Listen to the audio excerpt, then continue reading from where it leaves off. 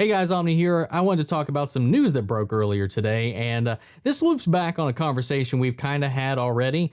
You know, when SlashFilm initially broke the news that Rosario Dawson was going to be playing a live-action Ahsoka Tano in Season 2 of The Mandalorian, I was a little shaky about it. I was a little skeptical about it. Even though the bigger trades were reporting on it, they were all just echoing SlashFilm's news. SlashFilm had the exclusive for that. They did not verify or reveal their sources. So I was still remaining a little bit skeptical. Now, like I've said before, if it was an exclusive that came from THR directly or from Variety, I probably would have taken it as the gospel truth.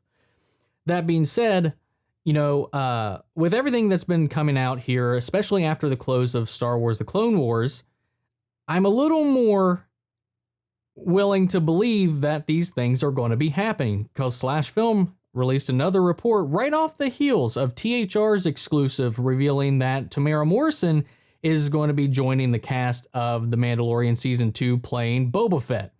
And that opens some other doors, not just for Boba Fett, which I'll get to here in a second. But SlashFilms is now alluding, and this is something we assumed, especially with that fantastic reveal at the end of Season 1 of The Mandalorian. SlashFilm reported today that Katee Sackhoff, the voice of Bo-Katan, will be joining the live-action cast of The Mandalorian Season 2. You know, she's done live-action sci-fi before in Battlestar Galactica. She's a semi-recurring character on The Flash as Amunet Black. She's not foreign to this world. She's been playing the character for such a long time, and so she knows this character. And why I think this is more likely to be true for sure is with the revelation that not only the rumors that Ahsoka Tano is going to be in this season, the rumors that not only could Tamara Morrison be back to play Boba Fett, but because the clone army themselves were made off of his father, he is technically also a clone. That opens the door for Tamara Morrison to also play Rex, an older Rex who was last seen with Ahsoka, last seen by all of us at the end of Rebels by taking part in the Battle of Endor. This would only be 5 years after that fight, so he would more than likely still be kicking. He did survive the battle. Given he would be double the age of Boba Fett at this point in time, given he had his genetics enhanced and rapidly aged and all that sort of thing. So he would be, I don't see him doing a whole lot of action if we do see Rex popping up. I don't think we know the expected life range of the Togrutas, but she'd only be in her 40s or 50s, I think. I'd have to redo the math. I've done it before, but I completely forgot what it was. She would definitely be viably kicking butt at this time if she was still survived. But another theory that crossed my mind with this revelation that Katee Sackhoff might be joining the cast is that we could just be seeing those characters in a flashback. I don't know. Will they be around? Because we do see Moff Gideon at the end of Season 1 with the Darksaber. The last person to have the Darksaber was Bo-Katan in the end of Rebels. That's where it got handed off from Sabine to her. And then it had to get from point A to Gideon. Somehow along the lines, he took it back. It became into his possession. Some people thought maybe he defeated her. Maybe he found it somewhere else where it was being stored and stashed and it was stolen. Maybe they had to abandon it and she lost it. Or he killed her and took it. Somebody killed her and took it. So we could only see them in flashbacks, because one of the biggest concerns with The Mandalorian Season 2 and with one of the praises in The Mandalorian Season 1 was that it was a self-contained story. It didn't branch off into all these things that was like, that kind of really compounded the shrinking of the universe, which has been a pretty vocal complaint for some time that, you know, no matter where we go in this vast galaxy of the core systems and all this stuff, the thousands of planets that they encompass, we keep running into a lot of the same characters. Now, so I think it's more likely that we might see Bo-Katan, Ahsoka, and Rex in maybe a flashback, because then you wouldn't have to do a whole lot of makeup for Tamara Morrison to play both Boba Fett and Rex. You could get away with that. Or she could have survived whatever event that caused her to lose the Darksaber, and she could be resurfacing to come to the Mando's aid, to Din Djarin's aid. I don't know. Who knows? There's a lot of ways you can go with it, a lot of speculations.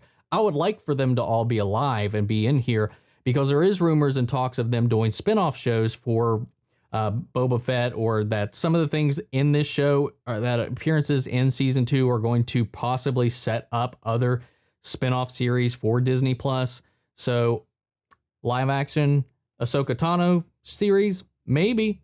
Now, will it be set in the time frame of The Mandalorian in the present time, pre-Force Awakens, or will this kind of go back and bridge the gaps between Rebels and now, or between Clone Wars and Rebels? It could very much be a flashback series. I don't know. What do you guys think? What do you think about this? I think regardless that I don't think they're going to have a huge part in it. I feel like that Dave Filoni and Jon Favreau will kind of try to keep the integrity of the show by not giving in to those base fan servicey needs that they want to go with, because the first season did not need it whatsoever. And I think this is building up a lot of excitement, a lot of curiosity, and I think it is a motivation for us to come back and rejoin this world. And I would love to see it no matter what. Now, Boba Fett being alive makes a lot of sense, especially knowing that unless he's given up bounty hunting, which is kind of hinted at in the Aftermath books, that maybe he is no longer treading those waters. But in a setting where we're in the future like this, post Return of the Jedi, we know it's very much been so hinted at that Boba Fett, just like in the EU, did survive the Sarlacc pit and escape. If he continues his ways, or even if he is this quote unquote nameless sheriff that shows up in Aftermath, that maybe Mandalorian crosses paths with him, and either as the bounty hunter he is, which there is a bounty still out on him, there would be, at least the Empire or what's the remnants Gideon's working for may further pass their business on to Boba, which they haven't done in the past, and he could be tracking him. He is still, regardless of the universe as large as it is, Boba Fett's name echoes across the galaxy. So he would be somebody they could pay to take on somebody who has been thwarting them multiple times through this with a package as valuable as the child. So I think that all falls into line, or he just stumbles into town that happens to be sheriffed by an ex-Boba Fett, now no longer a bounty hunter, and just kicking back. I don't know. I would like to see Boba full-on geared, full-on hunting the Mando. I think that would be really interesting to see, and to have the Mando, trace the origins of this Darksaber and this investigation into the Jedi, into the Force, and where is he taking this child? Because that was the directive he was given, was to find this child's people.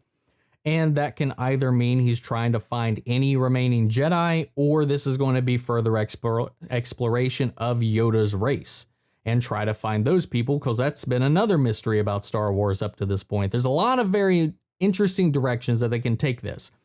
I don't think that with the team behind this show that there's any reason to worry about them going too far down into the Memberberry road.